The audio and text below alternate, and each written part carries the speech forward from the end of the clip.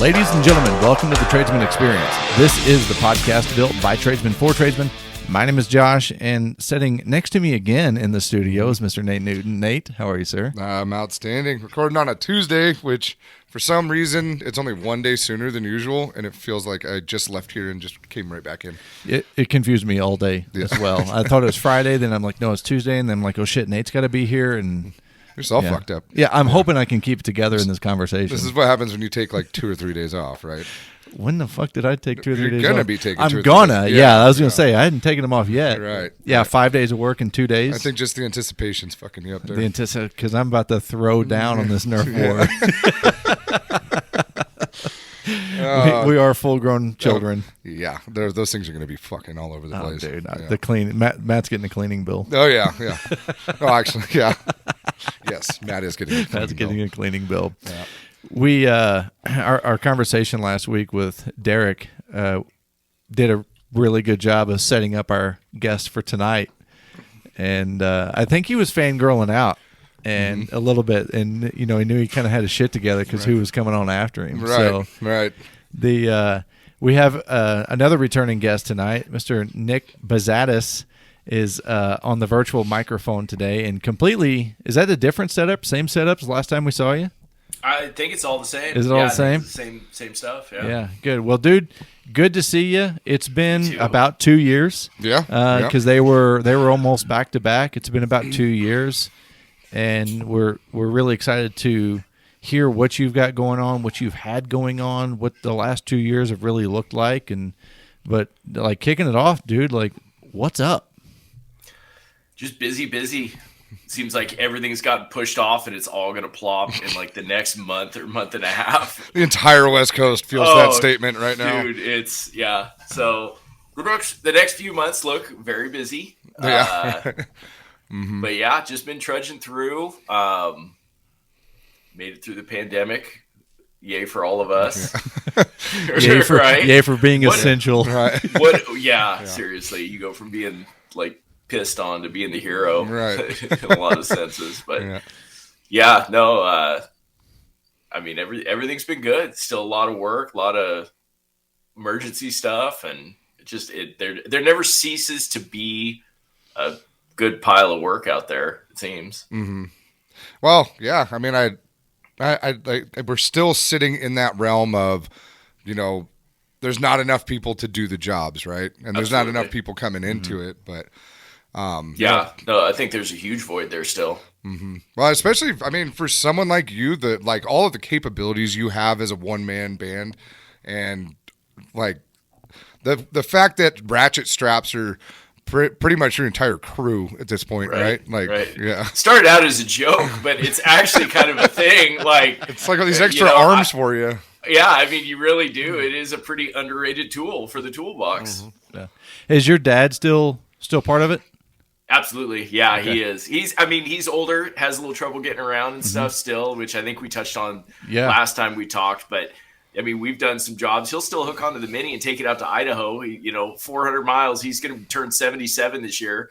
He'll hook the Mini on, load it up, and off he goes. And he went out last spring and did, 6 weeks worth of work out there on some property we've got out there. And, no sweat. He loves it. So he stays in it. So you've still managed to not hire any employees that you're not related to?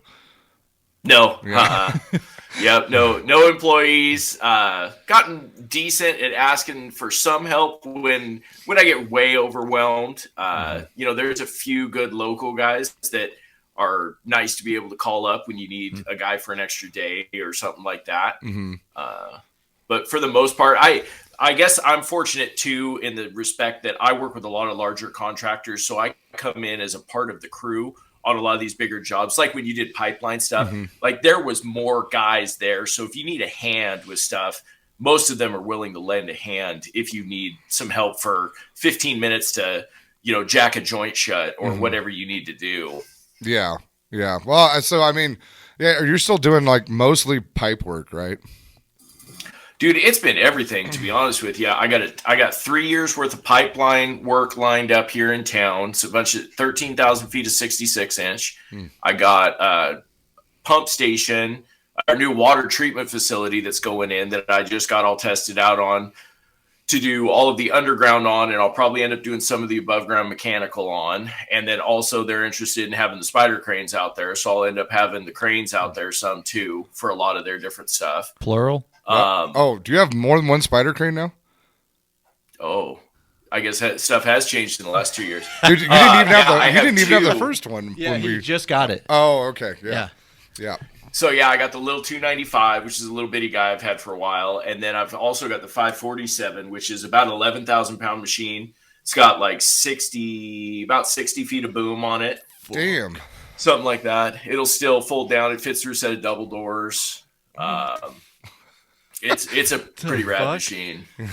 Where did you find these things? That was like Con Expo or something, or? So I had started looking at them quite a while ago and seen them around, and they were pretty scarce in this area. Mm-hmm. So I got the 295, and then I ran the 547. I do a lot of work with Newberg Steel on structural jobs, and they owned a 547, and we used it on that high school job that we did all the structural stuff on. I picked my 295 up and set it on the mezzanine with the 547. Is pretty cool job. It's inside of a gym. Mm-hmm. So they ended up selling it and ordered another one. And then it was like a 7-month lead time. And when it came in, he was like, hey, I don't have a crane operator. Like, you're our crane operator. I don't know that I really want to pick this thing up. I don't know that we're going to have a lot of use for it right now. I'm either going to let it go or you can take over the order. And I'm like, well, don't let it go. Right. So I ended up buying it, got it all delivered up here, and have started pushing work out there. But then Smiley Lifting, there's also none of them for rent up in this area. So Smiley just hands my number off to a lot of these guys, and I end up with a bunch of work from them because they can't get rentals to these jobs. But then I can load up and be there next day sometimes. Mm-hmm. So, I mean, it's worked. How much of your business would you say is now crane operator versus welding? You know, last year, I'd say it was like a 70-30 split. I had some pretty decent sized crane jobs that went down. And then I'm constantly pushing it more and more and getting it out on different jobs when I can. Mm-hmm. Damn. So I'd like it to be like a 50-50 balance, because crane work's sure a lot easier on your body than welding work. Yeah. Are you set up now where you can transport those together? Like, what's molding look like? Yeah. Okay. We've got a semi and a 48-foot hydraulic beaver tail too. So like last year I had to go out to Pocatello, Idaho. It's about, I think it's like 780 miles is what I clocked it at from here. So I loaded my welding. I had to go do welding and spider crane work. So I loaded my Dodge welding truck on the truck, the semi, and then I loaded the spider crane up, big spider crane, took them out there for a week, came back, and then I had to go back out there with the little spider crane for a couple days, do some little miscellaneous stuff. So hopefully that's doorstep to doorstep. Oh yeah, I charge mileage for that stuff. Okay. Yeah. Yeah. Dude, that's nuts, man. I never would have thought it would have been that big of a split, but I mean, like you want to talk about being able to corner a market, like especially if it's got a 7-month lead time on it, like you're gonna get that phone call. Well, and even the guys, like I went down to Grants Pass and had to do some stuff at it was actually at a cemetery, setting a bunch of the mausoleums that when you cremate people, you can get the granite engraved and stuff. Anyway, they put a bunch of new ones in, and I went down there and ran it on that job. And even those guys were like, even if we could have rented one, we wouldn't know the ins and outs and the tricks of operating this thing. So the fact that you can come as a package as an operator with this little bitty machine, like, sure, we could have probably rented one, but it would have never gone the same way. Toppled that thing or something and fiddle fucked around with it all day, trying to get it to work. They were heavy too. They were like 7,400 pounds of solid granite. Jesus Christ. Down this little bitty path, like had to put the outriggers in between gravestones. It was eerie. Like, wow. Damn. Yeah, that's nuts. Jesus Christ. That's cool, man. How, like, are those things pretty decent to operate? Like, are they... It's a normal crane. I mean, the big one's got an LMI, just like a big crane would. So you've got digital readout, boom length, what capacity, what you're picking. It's got warning lights. It's all remote controlled too, so you can get out of the operator station. You can be right there with the load. So, and then you've got optic like warning lights on there too. So when you hit 80%, like a yellow light comes on and it'll shut you off, and red light comes on.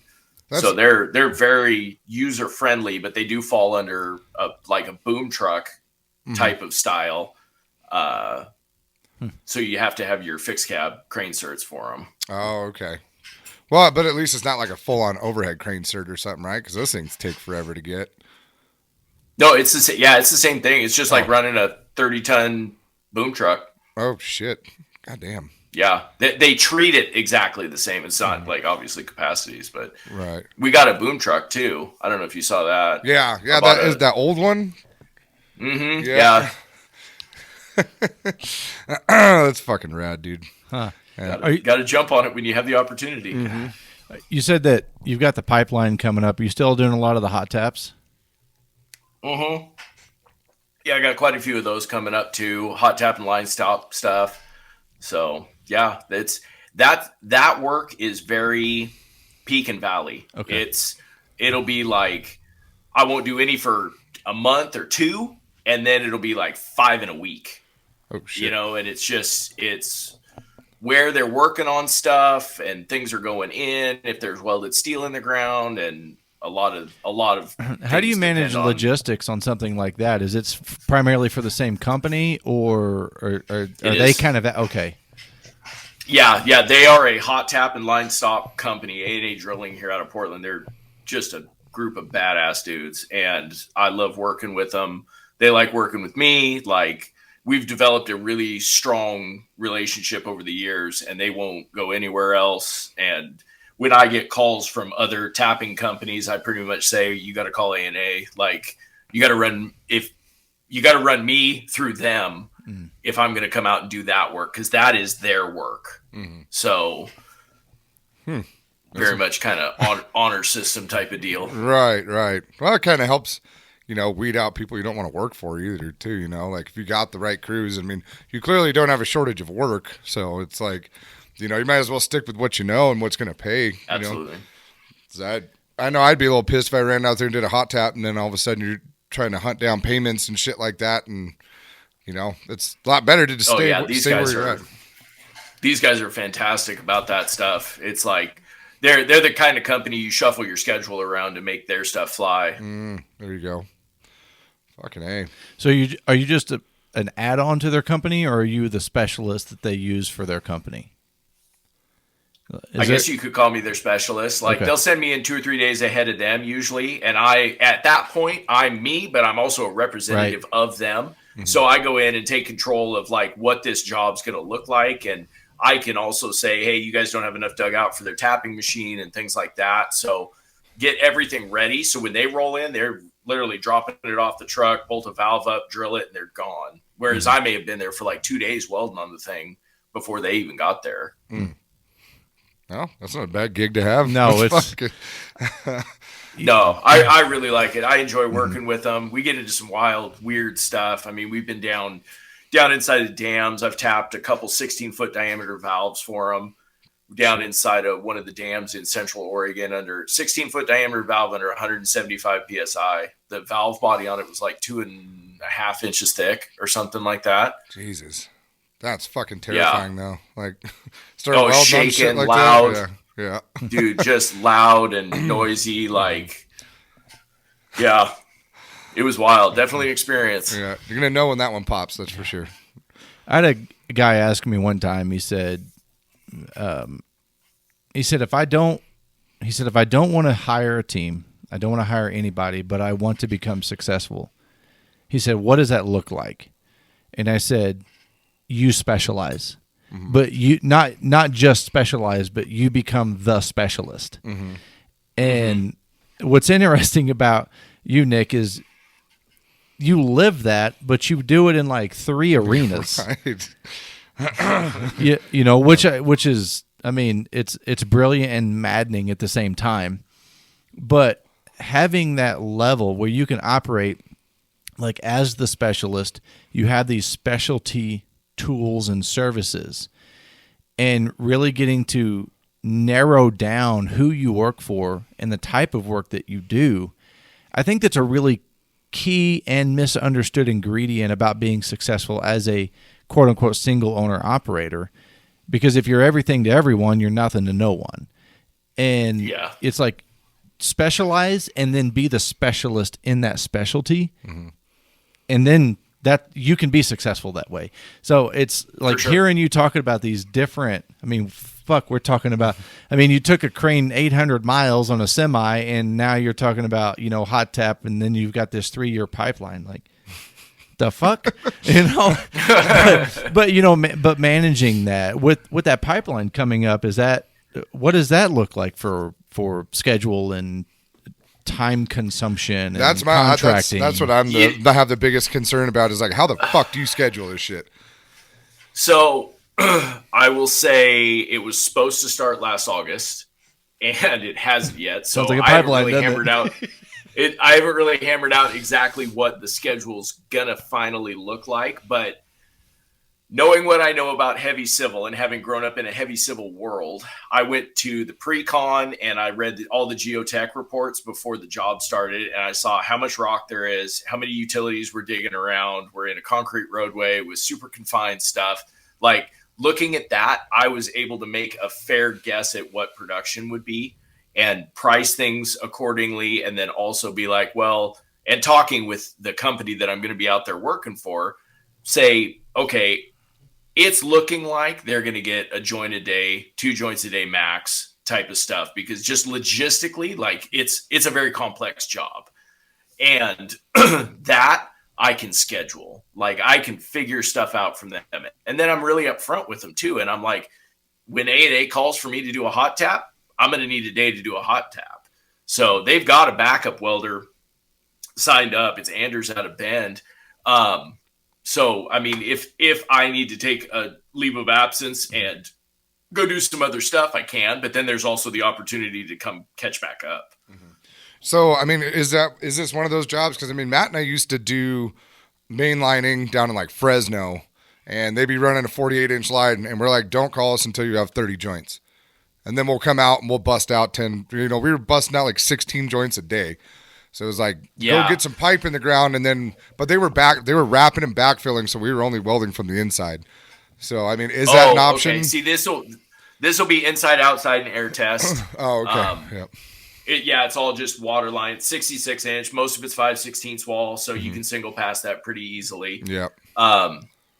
This stuff, I'll have to be there and stay pretty well caught up with them, because it's going to be a backfill as you go, because it's going by a lot of entrances to like a Coca-Cola distributing plant. There's a high-tech manufacturing facility. They have to put seismic monitors in to make sure we don't make too much vibration when we go by. Like, there's a lot of logistics to it. Mm-hmm. So they can't afford to have a pipeline strung out a very long distance. Mm-hmm. Yeah. I mean, so is this like, are you guys basically mainlining down a roadway? Yes. Okay. Yeah, it is. Concrete roadway, probably a foot thick. So, you know, that's going to take some time to demo too. Well, nobody's going to rent that many trench plates to leave fucking 300 feet of trench open, you know, like they can't just leave it open. So, yeah. And there's a 48-inch water transmission on one side. There's a high pressure gas main on the other side with a fiber optic duct right next to it. So it's skinny, the area that we got to go through. I mean, there's just enough to drop that line in there. So, yeah, that's nerve wracking. But, I mean, we used to do pipe in, you know, Bay Area and all that shit, and it was the same thing. Oh. You know, everything's crisscrossed over one another. The digging got really technical. But, sometimes you got to dig out like 3 or 4 joints ahead to put a joint in and like snake it back down the trench just to home it. And you're pulling trench or shoring out just to get the pipe down in there and try and drag it across the bottom of the – and they have to set grade too, so it's like, oh, we got to set it X amount high so that way as we drag it back, it can – sink a little bit as it comes down into the ground. And then when they fuck that up twice, you know, that's when shit gets a little western. So but, I have noticed I still see your face all over all this Miller stuff. What is your involvement with Miller still these days? I'm still working with them. Yeah, it's mostly like behind the scenes stuff. I chat with the engineers quite a bit, talk about stuff, new and up and coming, and those things that I'm running and things that I'm doing on the day to day and stuff like that. Mm-hmm. Are you testing equipment for them? Yeah, and I will be. There's some new stuff coming out that they're pretty excited about. So hopefully I'm on the list to get some stuff to test for them. There you go. Do you get to keep it afterwards? Most of it is like prototype, not for production stuff when they send it out. So it's not like stuff to keep. Right. Yeah. It's like no pictures, don't say anything, try it out, send it back. Yeah. For sure. I'm tiptoeing around the NDA that I've signed. Right. Yeah. You just wrap it in a new NDA every time you get a piece of equipment. I assumed. Yeah. Fucking A, man. Well, that's I mean, because I was in Airgas the other day and I saw your fucking face sitting on the Miller catalog and I was like, hey, I know that guy. Yeah. It's cool. It's a really cool feeling to be able to chat at like a high level about stuff that you can geek out about welding stuff with, the welding engineers and the guys there that build the stuff. The knowledge base there is phenomenal. The things that they know about arc characteristics and how programs and different things work and how current is generated and how things interact. And it's pretty amazing. Yeah. Well, because I remember when they first started rolling out, like just being able to do the auto settings on the machines, so many people talk shit on those.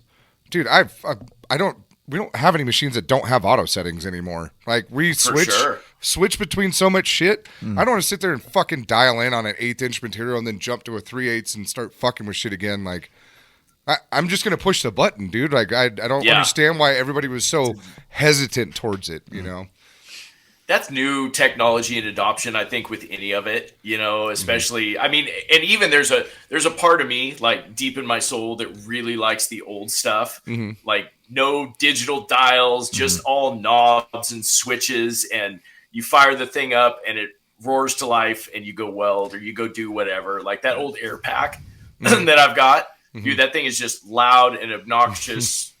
Sounds like you're getting work done. Welding current.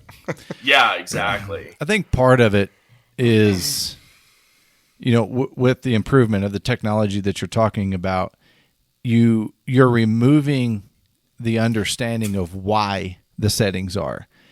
And I mean, I can't relate at the level that you guys are talking about, but I remember like those gauges hanging on the wall right next to Nate. Those were my refrigerant gauges from the field. And I remember when those came out and they did all the calculations for you. You hooked up 2 hoses, 2 clamps, and all the information was accessible. You could fucking tally through, I think, like 60 different refrigerants on that set of gauges. And my complaint was, well, nobody's going to know how and why they got this information if all they got to do is hook up 4 things and they have it all there. When you got to go through the calculations, just like you're talking about with the welder, when you got to go through the manual settings and make the adjustments, you start to build that database in yourself and you start to develop that knowledge, in yourself, Absolutely. Which I think improves the hands-on.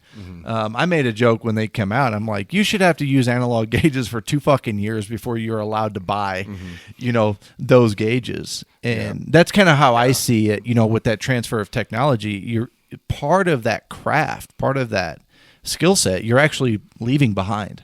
Yeah, I mean, also, like people like Nick and I, we learned on the analog shit, so I get where you're coming from with that. We also have 8 different machines in our shop, and they all run differently. Even when we put them on the auto settings, the settings aren't the same between the machines. Like the machine is learning. Yeah. While you're welding, and it knows what it's supposed to be looking for, so that even your voltage ends up a little bit different between the machines. And it's like, I definitely don't have the capacity to remember what fucking machine should be running at which voltage, you know. So I think it's a good. I'm all for it. I'm for the technology. I remember when I first got those gauges, I was like, it cut my diagnostic time down. I became so fucking efficient. It made me look really good. Right. And so I'm all for it. I was sharing, it's like letting go a piece of that history is letting go a piece of that, that learning. Of the craft, right? That's right. Yeah. Yeah, we sound like a bunch of old timers now. Just We are. talking with all this new fandangled crap coming out. It's what we've become, bud. Yeah. But that's okay. That's okay. I'm curious, because this is going to be a segue into something else. How do you manage your schedule? I still go the old pencil and paper route. I mean, I got everything written in just a calendar on the desk. I field all the phone calls, so mentally damn. I can pretty well track my week and what it looks like, how long things are going to take, if I can make it to 2 jobs in a week, or what I need to prepare, stuff like that. And I mean, it's pretty much all just right upstairs. So, okay, so if I'm hearing you right, you're constantly collecting data that allows you to adjust and schedule as you need. Yeah, pretty much. I mean, as I get calls from people, I'm like, well, I got Thursday open, or I got Tuesday of next week open, or whatever else. And I know, Wednesday I have a hot tap scheduled. Friday I have this scheduled, or, Monday, whatever. Mm-hmm. So it's pretty much just all a mental gymnastics game.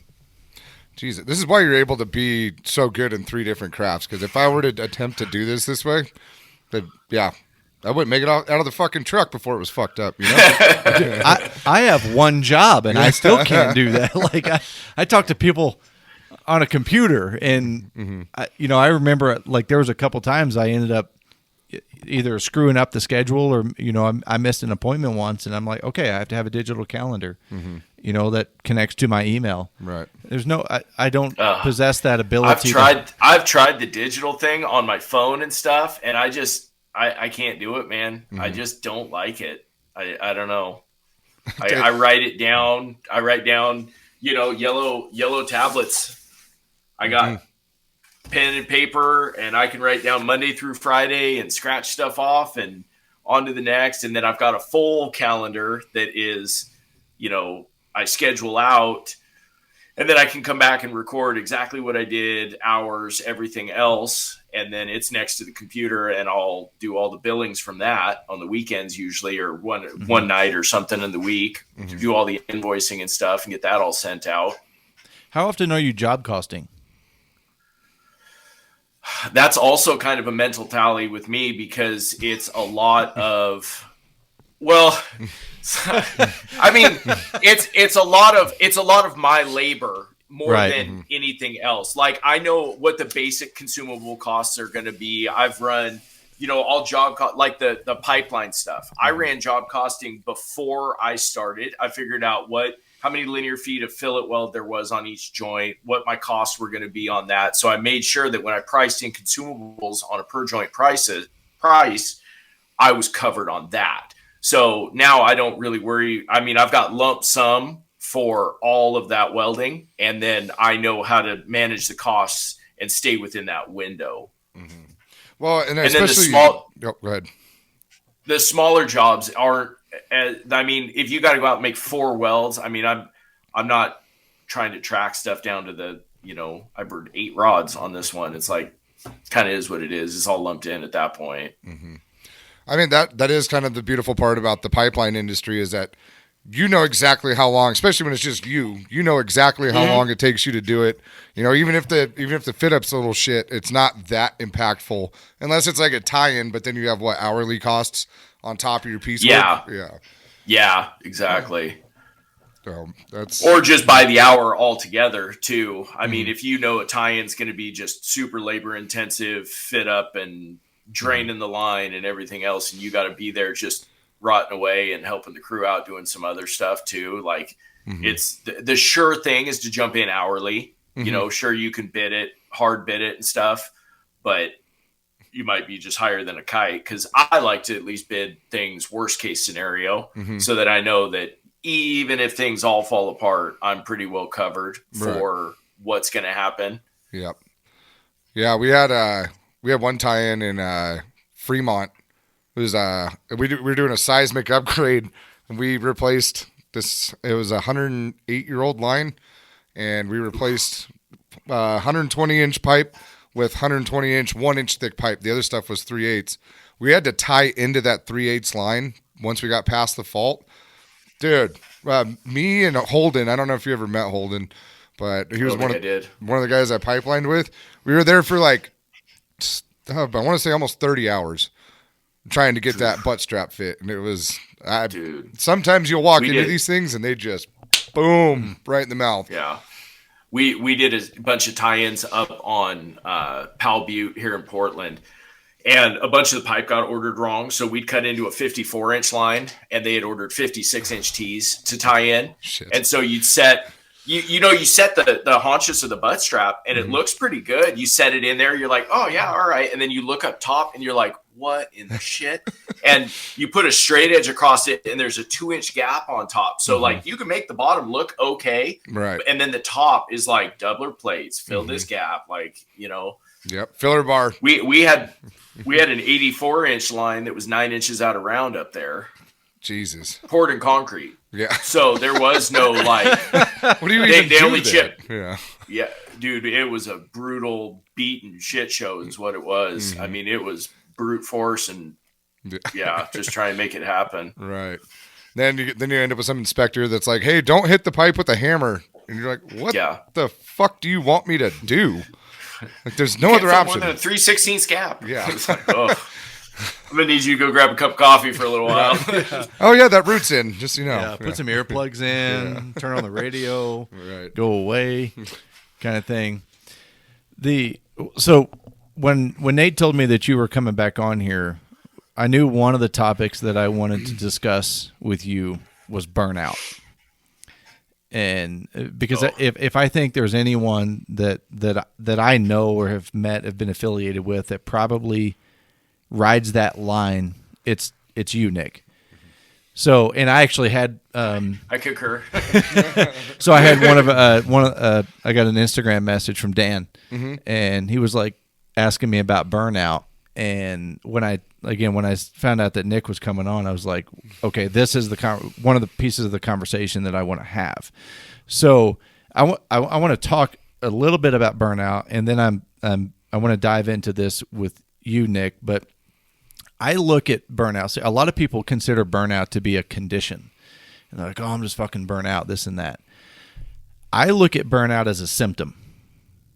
Okay, I think burnout is a symptom of something instead of being a condition. I'm interested to know, like, what do you think? How do you manage that? When do you know that you're about to cross that line? Just, I'm curious to see, like, how you, with everything that you manage and juggle and do, like, how do you manage that as well?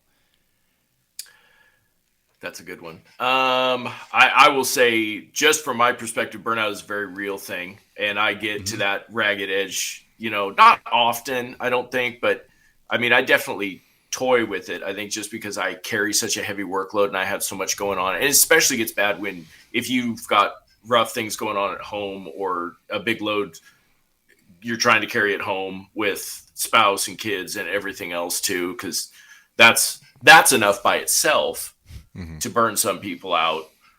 I think a lot of the diversity in what I do has helped with the burnout.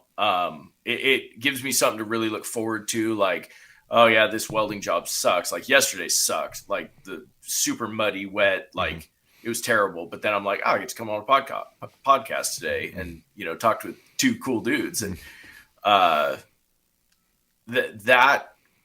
guess I just, not to be Pollyanna about it, but I try and look forward and look for the silver lining in a lot of stuff. And it keeps me from kind of going into that deep, this sucks, man, I'm burnt out. We're all tired. We're all sore. We're all kind of in that same basket together. What do you do when you cross that line into burnout? Then when you recognize that you're there, what do you do? I think I've tried a lot of the smaller projects that I have going on within the shop, even though they might be work related, they're kind of like my sanity projects in that I can go just be creative. I can go just do like the Unimog, you know, is it going to pay for itself? Is it going to make a lot of money? I doubt it, but it's fun. And it's something cool I get to work on when I got spare time, you know, rebuilding the trailer out there. I'm going to be able to work with it too, but it's a neat project to be able to rebuild. So I kind of keep these sanity projects, rebuilding a welder or something like that. They all pertain to what I'm doing, but then they're also something that I can take out and work with. Mm-hmm. So that's also fulfilling with it too. And I think that helps with the fulfillment of doing that stuff, helps to keep you from falling into that burnout.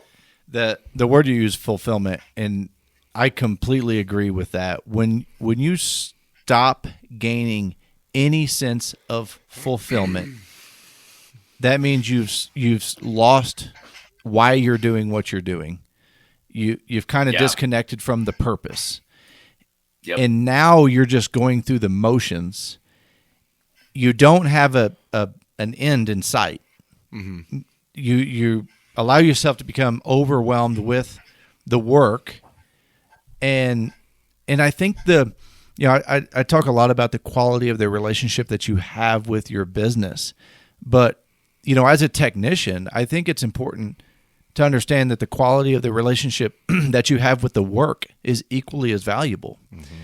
And I agree. I've never heard somebody say Sanity Projects before. Yeah. I was like, of course. Like, of course, this motherfucker works when he's fucking burned out. You know, and I'll come down. I've turned the shop's kind of a gym now too, because it's like, where do you find time to go do all this stuff? But I got all this heavy iron and stuff laying around. Mm-hmm. So I'll come down here at night when the kids go to bed, and I'll spend like an hour, right?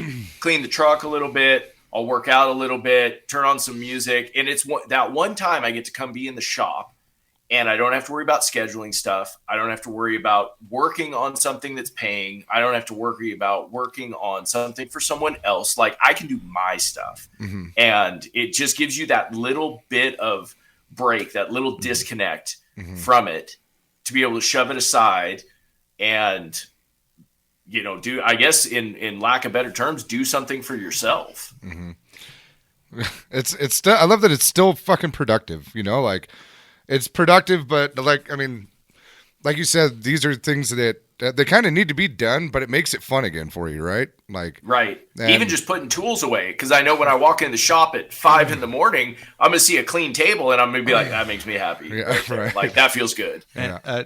Nate, I like what you said, that observation, because I think too many people seek out recovery in complacency. Mm-hmm. And they don't, and so they take time off, and they don't even take time off very well. Mm-hmm. They yes, you know, they don't 100%. They don't do anything on purpose. Man, I'm so glad we're having this conversation, because people also underestimate the value of, and I'm going to use a kind of a weird term here, of self-care. Doing something for yourself, whether it's cleaning your truck, 20 minutes in the gym. 20 minutes in the gym will change your fucking life. Mm-hmm. And I'm not talking about 100%. Throwing around heavy steel. I'm talking about 2 ingredients. Change your fucking nutrition and spend 20 minutes on an Airdyne, on a bike, and it will change your life. Mm-hmm.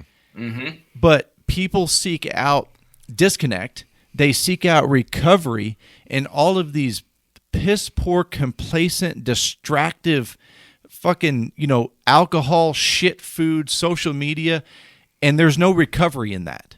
There's no healthy recovery in that.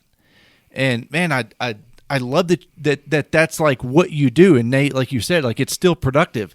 I think there's healing in being productive. I think that doing things for yourself and having that time, you know, an hour a day is 4% of your 24-hour day. Mm-hmm. Like 4%.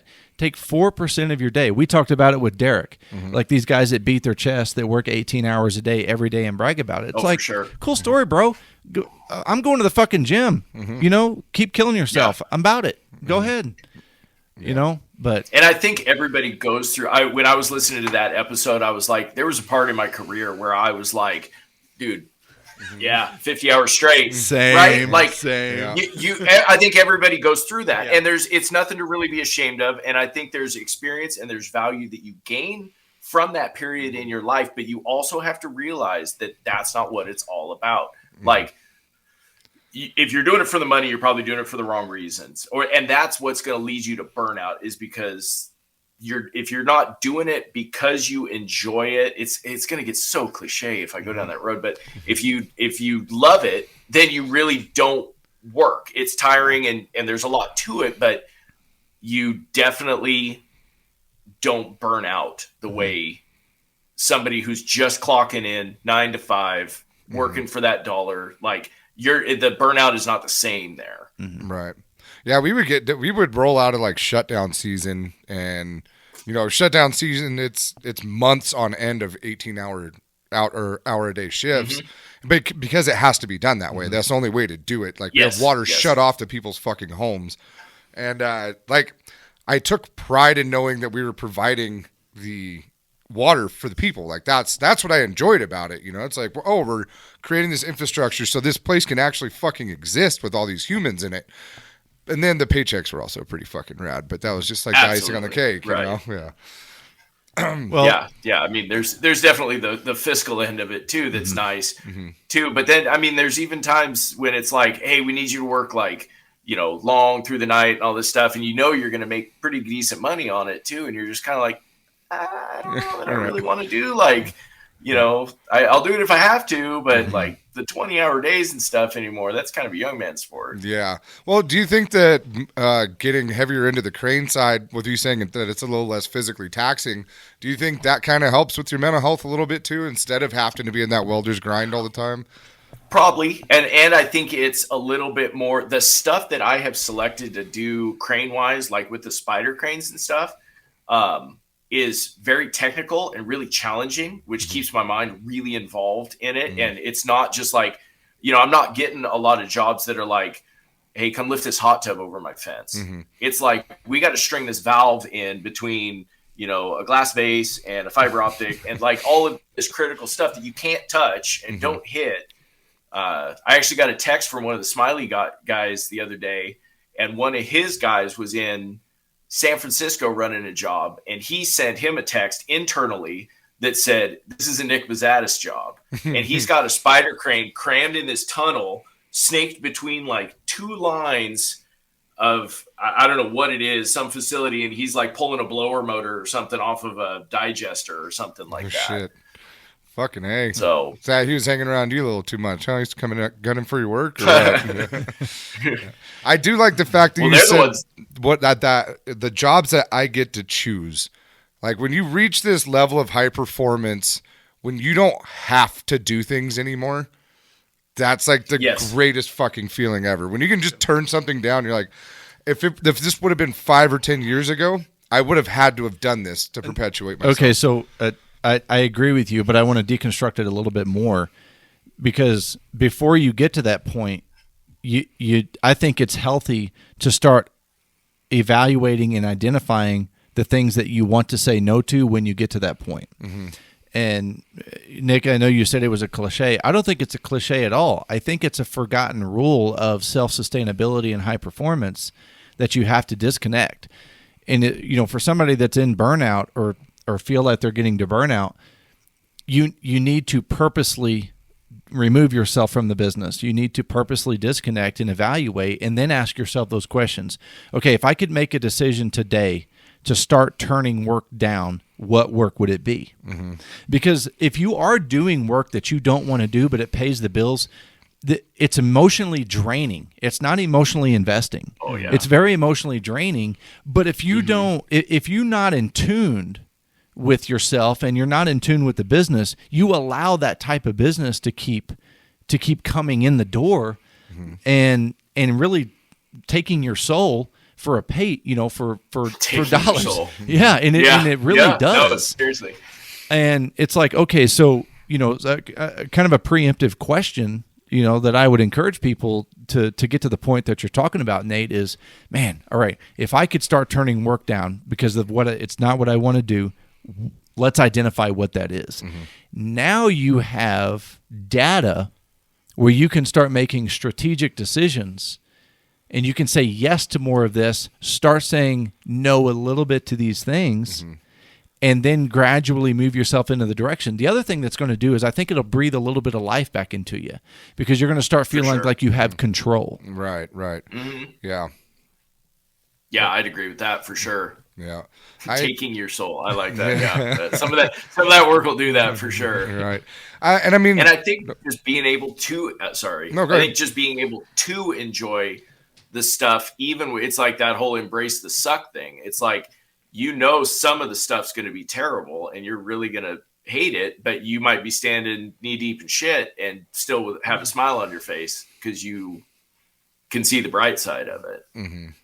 Yeah, and I think you do a really good job of that, Nick, looking for those silver linings and, making sure that little bit of fucking shit isn't what the job is, right? And I feel like that's where a lot of us get, especially when we've been on the road for 6, 8, 9 months straight, and we've done nothing but live out of fucking hotels and eat goddamn greasy cheeseburgers, like you gotta, it's that all that little shit really starts to get at you. It starts getting underneath your skin. And that's the only fucking thing that you'll see about the job. And it could be this job that you've loved doing for the last 10 years.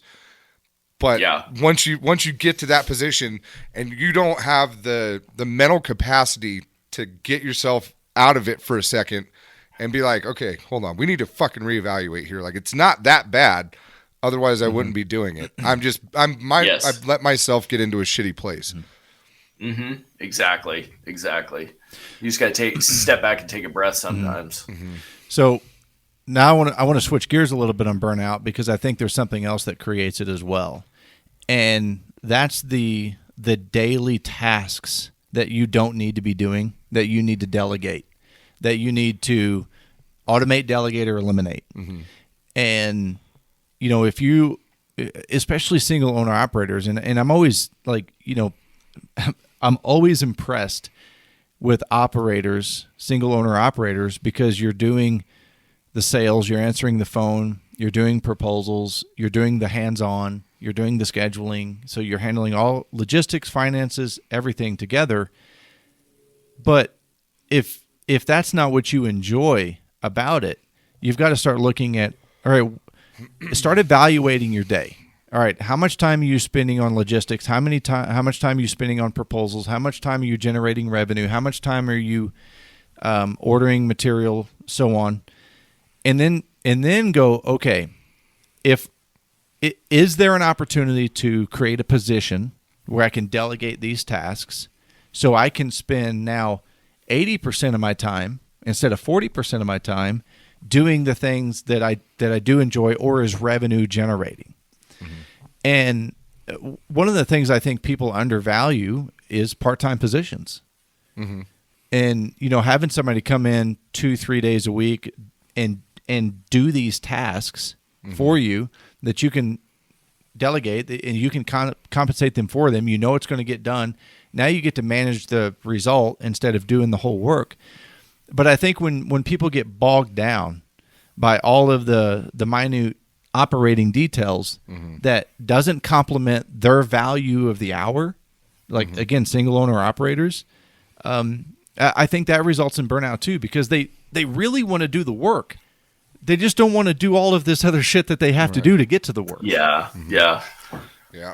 Like, I spent all day today putting together submittal packages for a public works job. And I'm like, nobody is going to look at any of this fucking shit. It's going to go straight into a file, and nobody's going to look at it. Like, nope. It's just a waste of fucking time, right? You're going to get it back in 2 weeks with no exceptions taken, and you're done. Yep. So, yeah, that's one of those things that, like, I'm kind of looking at right now is like some of this tedious shit that I deal with, like, just the bureaucratic side of it. But finding somebody that is willing to do that part time, that's kind of hard position to fill. Like we delegate, quite a bit of stuff to our bookkeeper, who she's, we've known her for a long time. She's a great woman, very detailed, but she does our insurance audits. She does, we delegate what we can to her, and we're like, I don't know how to do this either, so will you just figure this out? And if she's like, yeah, sure, I'll do whatever needs to be done. But trying to take somebody like that and delegating like putting submittal packages together. She doesn't know what the fuck she's looking for. She doesn't know what a Titan bolt is or Set XP epoxy. Like, you know? Yeah. So, or even where she would need to get that information. So it's, I mean, it's a position to try and create somebody for, you know, like trying to kind of coach and train somebody on how to do it. There you go. There's that another void in the industry right there where somebody that wants to be involved in construction but doesn't necessarily want to do the work that's going to blister your hands, like learn how to do all that stuff, be a third-party submittal and like. So you find somebody that's a high C, you know, so the DISC profile, the DISC profile, the C is the extremely high detailed, high informative. You find somebody with a high detail, a high C personality that, like you said, wants to be involved in and around the construction trade. They're going to pick that up way faster than somebody like me. You know, I'm results driven. I'm not detail driven. So they exist. The other thing too is, you know, casting a wide net, back to recruiting. It's like there's a lot of people that have part-time jobs that would have another part-time job. Yeah. Well, in the skill building, if somebody's out there running around, especially we had a kid came in looking for a job yesterday. He gave me his resume, you know, and he's got 3 different places that he's apprenticed at, and then he's working, you know, as a journeyman carpenter now, but he wants to get into welding. And like the kid had tried everything. Like he had done electric, he'd done plumbing, and then he was into framing. Like he went out and tested the water with a lot of this stuff, and people can do that in a bite-sized chunk by doing exactly what you're saying right now is apprentice. It's almost like you're part-time apprenticing, you know, going in, learning how to do all that shit. But you can build multiple skills at the same time if you're doing that, you know? Well, my point is, and you're right, but to reiterate my point, it's like you really need to evaluate how your time is being spent. And notice I said how your time is being spent, not how you're spending your time. You know, how your time is being spent, and really start to grasp the concept of time ownership and identify those things that way you can automate, delegate, or eliminate. Is this a position that you can create? Or if you're looking at the eliminate side, again, back to eliminating the scope of work that creates this. But you can't do it with your face in a hood. Right. Dude, I'm all for eliminating submittal processes. I mean, I'll eliminate that right now for everybody. No kidding, right? It's been said. It's been said. Nate said no more submittals. Nate said no more. Yeah. All right. Take that, state of Nevada. Especially when everything anymore, it's like the engineers don't do a lot of work on a lot of stuff. Everything's a deferred submittal. So it's like, why don't you go ahead and design this entire structure as the metal fabricator or whatever else? And you're just like, Lord, like, give me something to go by. Right. Are you gonna run calcs on this after we're done, or how does this work? Yeah. Interesting. Nate brought it up a little bit earlier. Moving forward, where are there things that you're wanting to start graduating out of and focus more on, or do you like the workload that you currently carry? I like the workload and where I've gotten to. I mean, like I said, everything's gotten pushed off and delayed, and so it's all going to plop at once. So like the next 2 months are going to be a little bit more stressful as far as getting all that stuff done. But like the way I've got it kind of fanned out and laid out throughout the summer and stuff, I like where that's at because it affords me, you know, a good workload. There's a little bit of squeak time in there that I can get away with the kids and do fun stuff and spend a bunch of time with them. And so it's like, it's that balance there that is, I think I've hit a pretty good place with it too. And then also being able to say no and kind of not even just say no, but tell people when you can be there. And then that's got to just be okay. Sometimes that's a nice position to be in as well. There's only like a couple of people that I've ever worked with that have that liberty of being like, I'll be there when I can get there kind of a thing. But you have to be this insane level of high performer to where they're like, we don't want anybody else, so we'll wait until you're available. You know? Yeah. And I think I'm not trying to like toot my own horn or anything, but I've definitely talked to contractors and been like, I can't be there for like 3 weeks. And they're like, okay, we'll just put the job off for like 3 weeks. Right. Like, yeah. And it sucks. If I can make it happen, I will faster, obviously. But like, Yeah, but sometimes it just doesn't align like that. it's worth it for them at the end of the day, you know? I mean, we've seen what some, what the standards have become within these trades with some of these other guys. And it's like, yeah, they could hire this other guy and get it going sooner. It'll probably get done at the same time if they wait 3 weeks for you to get there. Right.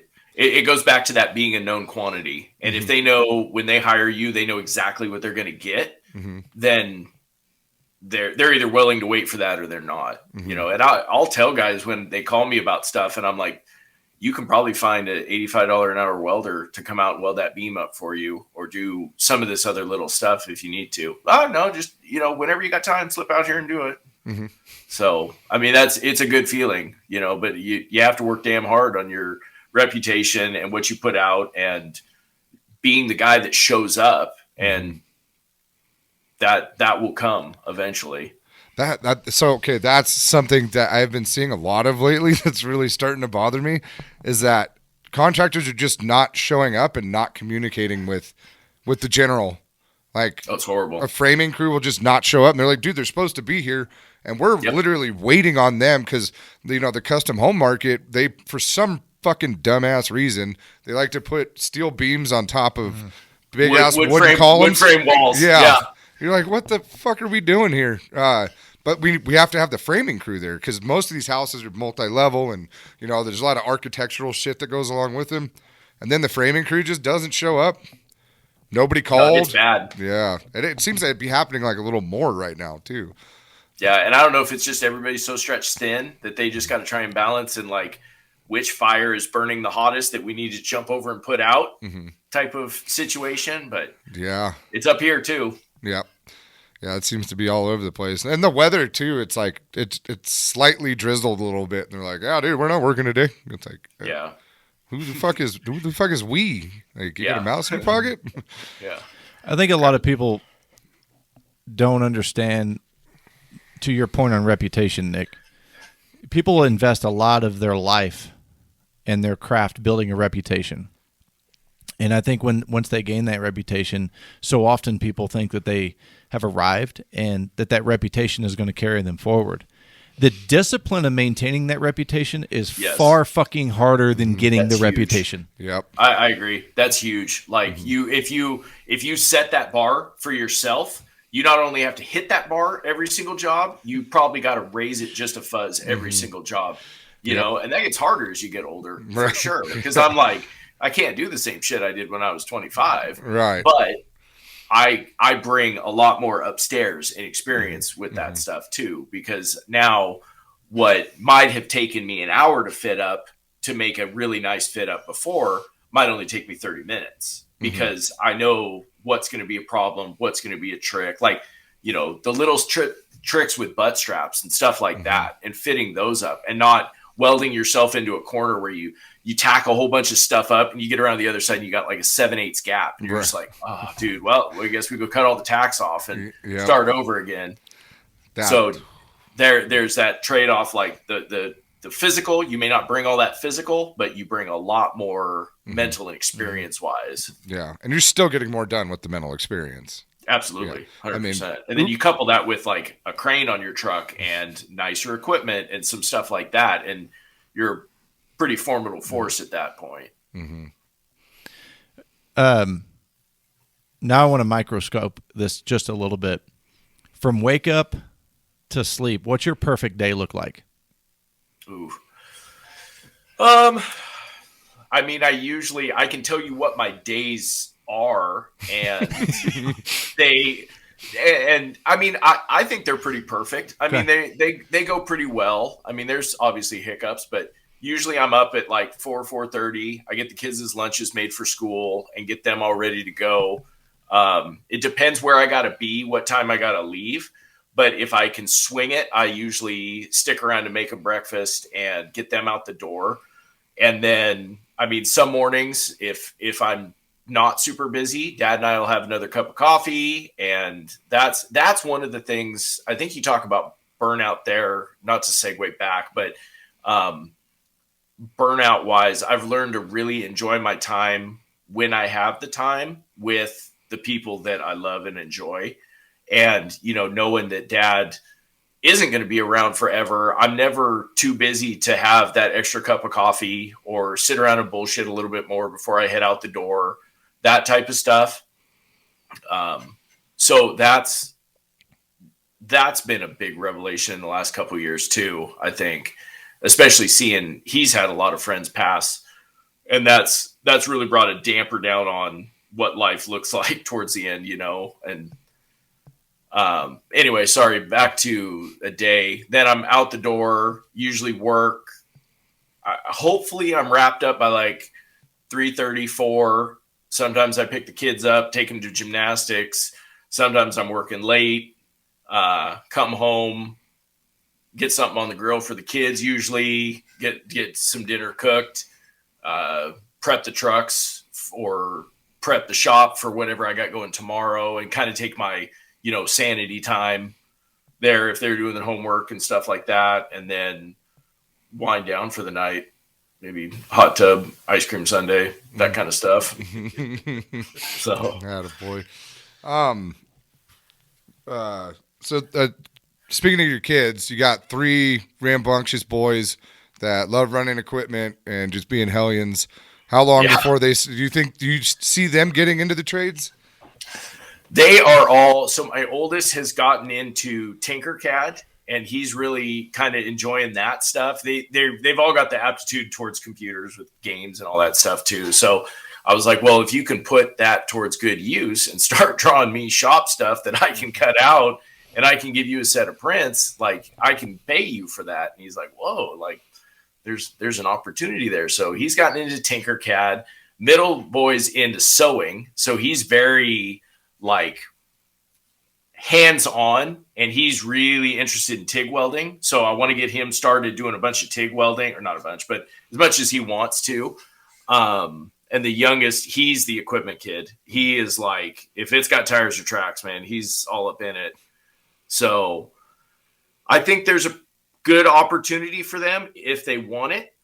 And I hope they know that I'm doing all this stuff for them, and hopefully have something well built for them to take over if they want to. Mm-hmm. They definitely don't have to run it at a level like I'm doing it, but there's going to be cranes here and welders. And, if they want to start doing this stuff, then it's there for them. Mm-hmm. How old's the oldest one? 11. He'll be 12 in December. Or September, sorry. Yeah, he's got a couple of years before we can force him into a piece of equipment. So, yeah. No, he likes it. I mean, they all like it, like being around it and all that stuff. They haven't dove in as much as I did when I was younger, but I mean, they get a lot more distractions these days, right? Two different worlds, man. Yeah. That's that's where people seem to complain a lot. They're like, oh, the kids don't do what we used to do. And it's like, they don't live and operate in the same fucking world that you grew up in, man. They got all these distractions, and you used an iPad for most of his fucking childhood to keep him entertained. No wonder he doesn't want to fucking go outside, Yeah, exactly. Mm-hmm. Yeah, we had sticks. They were poor sticks, but we had sticks. Yeah. We they were weren't outside, even good sticks. Outside riding bikes, it was definitely. I think most of us are fortunate to have been children of the 80s. Mm-hmm. I think that was definitely a time to grow up for sure. Yeah, because we got all the cool childhood experiences, but then now we get to use the technology in our older years that has really simplified a lot of shit for us. Little best our kids. It nothing will make you feel old like telling your kids about your childhood though, because you're like, I remember when the internet first came out, and they're like, you didn't have the internet when you were little? Like, what did you do? And you're like, I remember when the computer had to call the internet. And they're like, what do you mean? And I was like, sometimes the internet would be too busy, and you'd get a busy signal and it'd kick you off. Right. They're like, no. Yeah. Mom had to use the landline, so you had to get off the internet. Get off the internet. Almost, Mom. Oh, yeah. Those yelling back and forth from the kitchen to the bedroom, being on the computer. Yep. Yeah. Yeah, they won't get to experience that. Mm-hmm. It was a pretty cool era to get to grow up in. You grew up in the 50s, so I don't know what the fuck you're talking about. You always just set me up for it. It's too fucking easy. I told you we had poor sticks. Okay, that's rub one together. They just broke. They didn't do anything else. That was it. Nick, how many days a week do you normally work? You working 6 days a week? 12.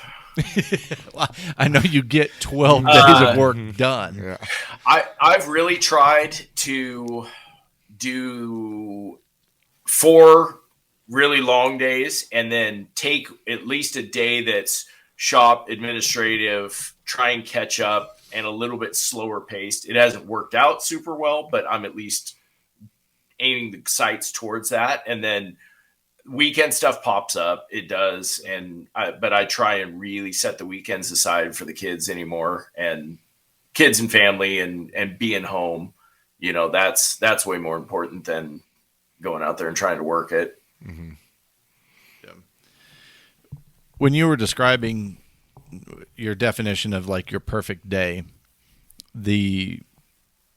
something that I have learned in probably the last 2 years, as you were explaining, is the value of, for me, a peaceful morning.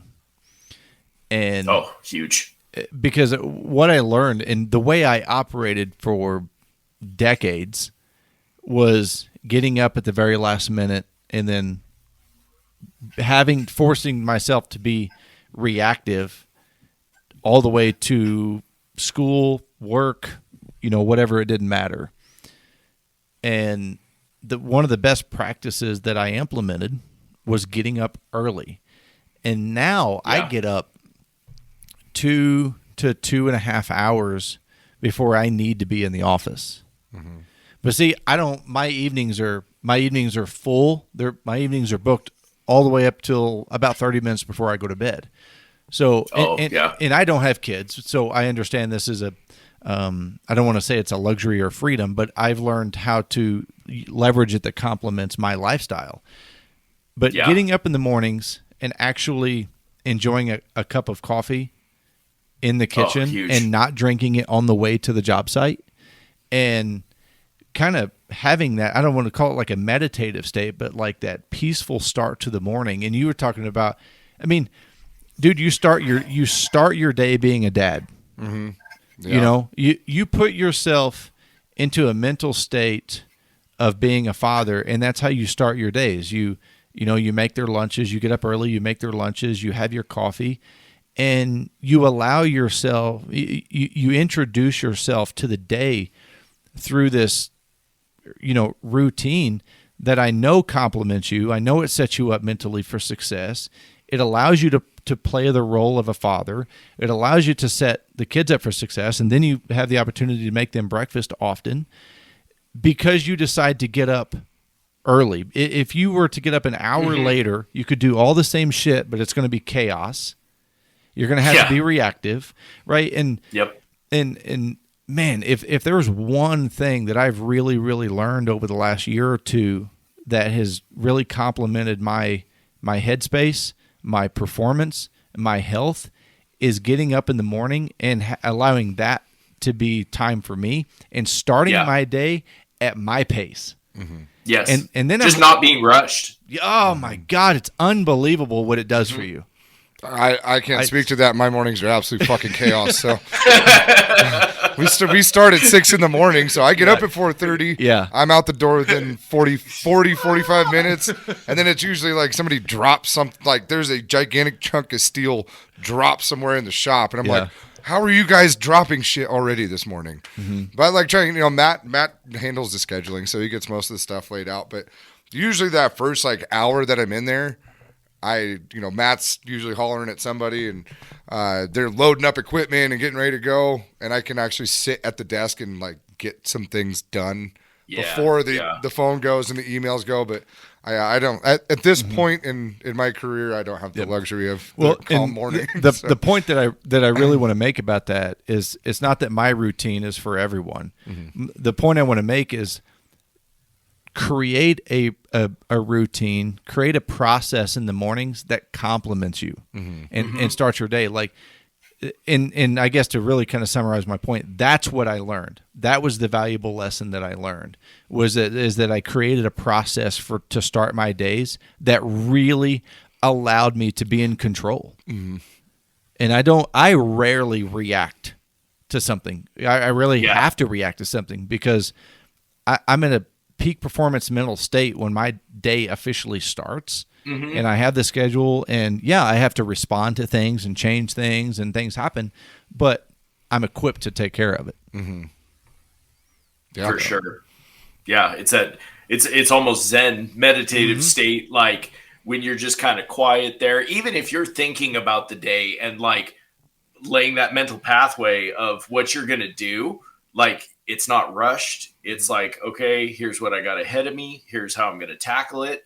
Here's what I need for it. And some of that is my like night before, if I'm down in the shop tinkering and just kind of doing stuff down there, then that allows me to have that morning that I'm like, okay, I know I got the truck loaded. I know everything's set. I can double check some stuff before I hit the road and whatever. But yeah, that I will agree that slow start to the morning, cup of coffee, like quiet, listen to some music, whatever you're going to do, that sets you on a good path for the day. When I first started that kind of process, and when I introduced that process, I felt in the beginning that I was wasting time. Oh, that's I have severe ADHD, and just like sitting still first thing in the morning, like my anxiety kicks in and shit, and I'm like I've tried it a couple times, and I'm like I need to be moving. I need to be getting in the truck, and right. I have a heart like. I can't shut it off. Yeah. No, I completely understand, but I had to come over that mental block. It's like, look, you're not wasting time, because I'll do the same thing, Nick. I will go through emails. I will decide what am I going to post on social media today? I'll look at my calendar. All right, what are my appointments today? What do I need to prep for?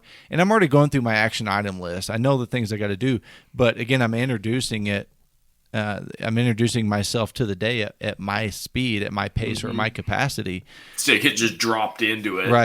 Right. And once I accepted it, I'm like, I'm not wasting time. And I'll tell you how the transition for me, that this was the bargaining that I made for myself when I introduced this to myself. I said, if I can watch 30 minutes to an hour of TV at night, I can give that up, and I can get up 30 minutes to an hour earlier. Mm-hmm. So I made the trade. It was a trade-off for me. I give up the nightly TV watching to get up earlier. Mm-hmm. And that was the best fucking trade-off I've ever made. For sure. And, I get home at night from the gym usually around 8 o'clock. And if I turn the TV on, I'll turn on a fucking cooking show. I will not turn on a movie. I'll turn on the Chef Show or the Great British Baking Show. And then I'll make dinner. And I'll eat dinner, and then I'll basically digest for 20, 30 minutes, and then I get ready for bed. Mm-hmm. Like it's not healthy to eat that early before bed, but that's my that's my routine. Schedule looks like these days. Yeah. And but anyway, that trade-off for me was the best trade-off that I had ever made. Absolutely. Yeah. No, I agree. Definitely taking a little time in the morning is a good thing. Especially as you get older. I'm not going to lie. Yeah. When I get out of bed and I shuffle into the living room like my grandpa Chuck used to. Fucking all of you is creaking. Not even the floors. Yeah. I got to get screws and fake parts moving. Your fucking brother, every time he gets out of his chair in the office, it sounds like somebody's snapping twigs back there.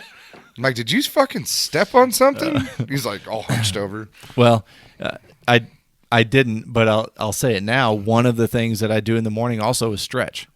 For sure. I have to stretch my lower back and my hamstrings, and or I am trash the whole day. Yeah, just devastated. Yep. Yeah. But Matt also hits the gym for like an hour and a half every day, and he's like, I mean, the dude's solid muscle, and he doesn't ever stretch. Oh no, he's so dense. Yeah. I've been on him. I'm like stretch at night a little bit, stretch in the morning, and I'm not talking about an hour hot yoga class. Talking about 5 minutes of stretching sets me up for my whole day. It's like, dude, you're 40. You have to do this now. Yeah, exactly. It's prerequisite. They didn't give you a pamphlet? I've started doing some of those mace swings. Have you seen those? Yeah. Dude, you want to talk about open up your shoulders and stretch your triceps out. Man, I carry a lot of stress in my shoulders and stuff, and flipping a hood and holding the MIG gun up and all that stuff, and like that has really helped loosen everything up to where I don't feel like I've got a knot in my back all the time. Do you have the same problem that pretty much everybody that I've pipelined with, we always have our left trap is always bigger than our right one? Because we're always I never really measured, but probably yeah. You're gonna look at it when you go to take a shower tonight and be like, oh god damn it, there it is. Yeah. I'm kind of a wimp, I think, so I always get something to lean on. Like I'll have a set of clamps, I'll clamp something up and then be like, there you go. Yeah. By the end of the day, my shoulders aren't completely trashed. Yeah. It took a long time to figure that out in the pipeline game. When you're like 25, it doesn't really matter, but then you start crouching on 30 and you're like, fuck, you do this shit all day. Where's my leaning board? Yeah. I need a leaning board. Yeah. Nick, is there anything that we haven't touched on that you'd like to bring up? I think listening to you guys talk to last week about success and what success looks like, I thought that was a really valuable